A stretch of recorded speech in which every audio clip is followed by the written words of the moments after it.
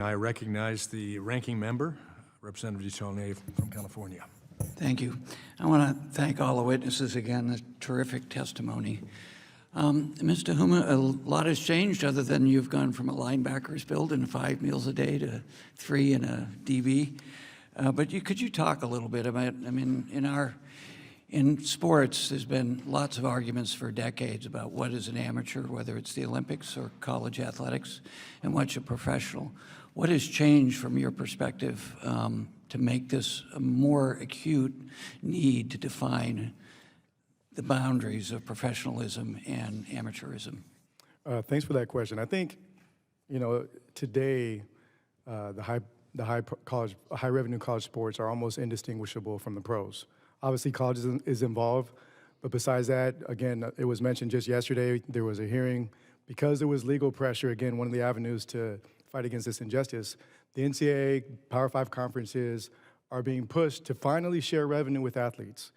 And as we speak right now, there's recruits 16, 17 years old being signed by schools right now to professional agreements. So, and that's a good thing. That's a great development. And that's now something even the schools are celebrating. They kind of have to because they have no choice, but hey, we're there. And that was because athletes' rights were not taken away by Congress. And I will point out, as an athlete, all the athletes we work with, there are very special things about college sports, but amateurism has nothing to do with it. Has nothing to do with it. You can learn leadership if you're an employee. You can learn all the different things we're talked about today, teamwork, camaraderie. That doesn't go away because someone has rights, because someone's an employee. The ability to play at a high level and pursue a degree, that's really what makes college sports special. And I think if you dissect what everyone's talking about here, that's what is there. The employee status issue does not negate that. It doesn't take away from being a student. You have students in bookstores at all the schools we're talking about. They're employees. You have some students on these campuses that actually have the right to form a union. But we're not here talking about that. This is about taking away rights from athletes so that they're not empowered to make the changes this industry has never wanted to make. The first year that we actually announced what we were doing, within months, 3 football players died in their off-season workouts. And since then, there's been death after death after death. You can set your watch to it. That's the very next year I testified in Congress, 2002, begging Congress, please do something.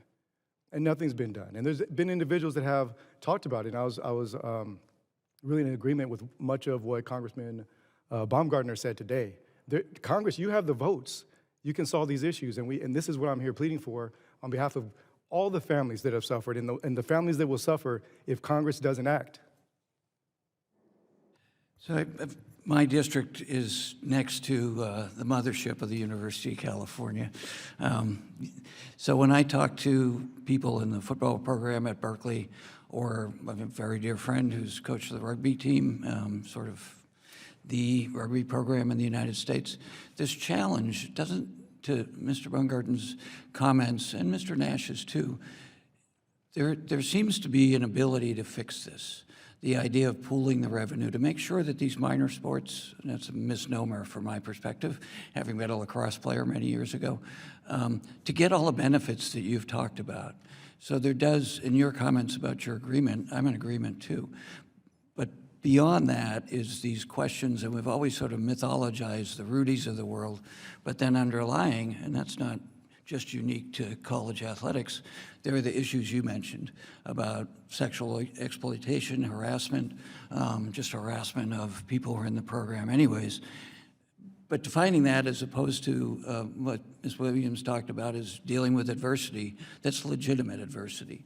So there strikes me as sort of the challenge we have here is making this work, but also making sure that some of the cultures that we've unfortunately dealt with for too long don't get addressed and the athletes have a chance to defend themselves as an employee would. Absolutely. I think there's a big difference between the challenges that make us stronger as a college athlete, dealing with adversity within a normal realm, but that adversity should not include sexual assault. And UC Berkeley, that was one of, I could have listed names, but UC Berkeley, 2014, Ted Agu passed away. The university admitted negligence.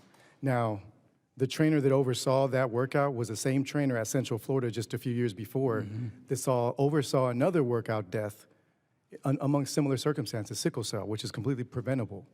And that trainer could be anywhere today, So that is not the type of adversity that people can walk off. That family's devastated. Ted's gone.